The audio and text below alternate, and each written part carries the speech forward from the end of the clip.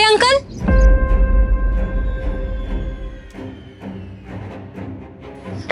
कहाँ ध्यान है आपका? आपने एक तो फोन गिरा दिया और चले जा रहे हो। वो मैडम जी ध्यान नहीं दिया, गलती से गिर गया। अंकल, ये कौन है? ये मेरा बेटा है, आप जानती हैं इसे? नहीं अंकल, मैं नहीं जानती इसे।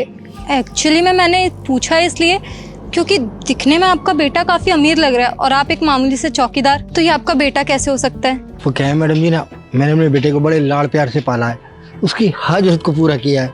चाहे मुझे अपना पेट काटना पड़े, वो जैसा पहनना चाहता है पहनता है, जैसे खाना चाहता है खाता है। मैंने कभी भी उस पर रोक टोक नहीं की, इसलिए वो एक गरीब चौकीदार का बेटा नहीं लगता, अमीर बाप का बेटा लगता है। अच्छा अंकल, तो ये इस टाइम अभी कर क्या रहा है और है कहाँ? वो क्या है ना मैडम जी, पता नहीं क्या बात है कि मैं कई दिनों से अपने बेटे को फ़ोन करने की कोशिश करता हूँ, बात करने की कोशिश करता हूँ, उसका फ़ोन नहीं लगता। कहीं और लगाता हूँ तो लग जाता है, बस उसी का फ़ोन नहीं मिलता। अच्छा, फोन नहीं मिलता इसका? बहुत डरता हूँ मैं कि कहीं मेरे बेटे को कुछ हो तो नहीं गया। एक बार आप कोशिश करके देख लीजिए अपने फ़ोन से, शायद मेरे बेटे का फ़ोन लग जाए। हाँ, मैं मिला देती हूँ अपने फ़ोन से। इसका नंबर बताना। 85297058। क्या हो मैडम, फ़ोन लगा? नहीं अंकल, मेरे फ़ोन से भी इसका फ़ोन नहीं मिल रहा। मेरा तो दिल घबरा रहा है कि पता नहीं मेरे बेटा किस हाल में होगा। अरे नहीं अंकल, आप टेंशन मत लो। मेरा दिल कह रहा है आपका बेटा जहाँ भी होगा सही सलामत होगा, आप टेंशन मत लीजिए। और मैं भी बार बार कॉल ट्राई करती रहूँगी, और अगर आपके बेटे का फ़ोन मिलता है तो मैं आपको ज़रूर बताऊँगी। जी मैडम जी, बहुत बहुत धन्यवाद आपका। ये लीजिए।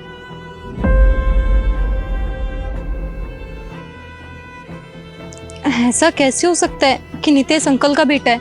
मेरी तो नितेश से ऑलमोस्ट डेली बात होती रहती है, इवन कल ही मिला था वो मुझे तो ऐसा लगता है नितेश जानबूझकर अंकल को अवॉइड करता है, और यहाँ तक कि अंकल का नंबर भी ब्लॉक कर दिया।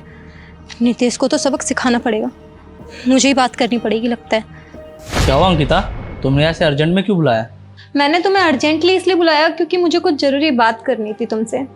तुमने मुझे बताया था ना कि तुम्हारे ऑफिस के लिए तुम्हें गार्ड की ज़रूरत थी।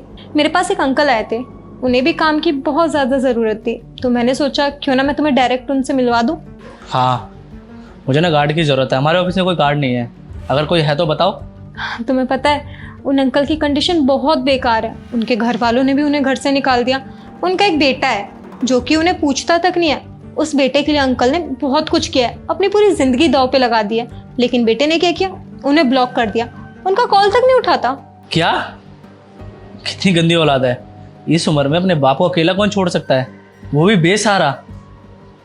पता नहीं कैसे वो अपनी लाइफ जी रहे होंगे इस समय। वही तो, आजकल के बच्चों को माँ बाप की कदर ही नहीं है। कोई बात नहीं, तुम उन्हें बुला लो, मैं उन्हें नौकरी पे रख लूँगा।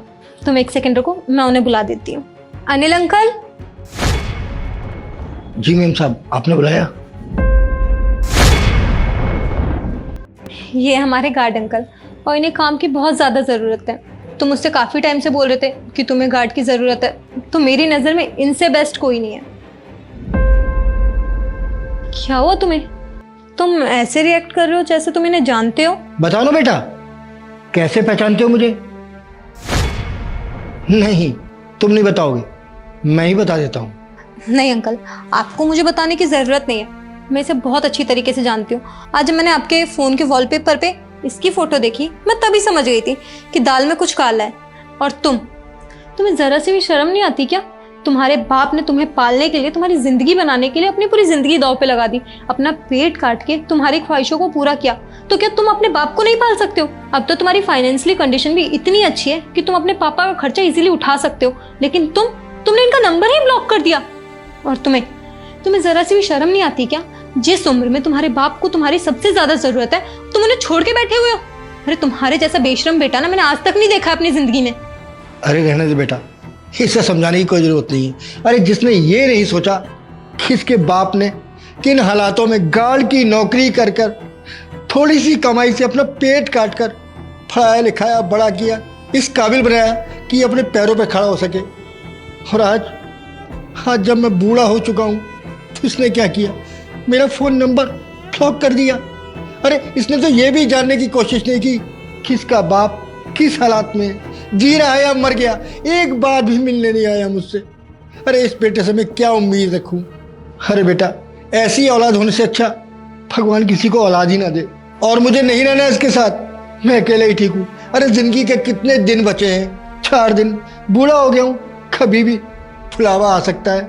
जो 2-4 दिन है मैं जी लूंगा किसी तरह, लेकिन इसके साथ नहीं रहूंगा, मुझे नहीं है इसकी जरूरत।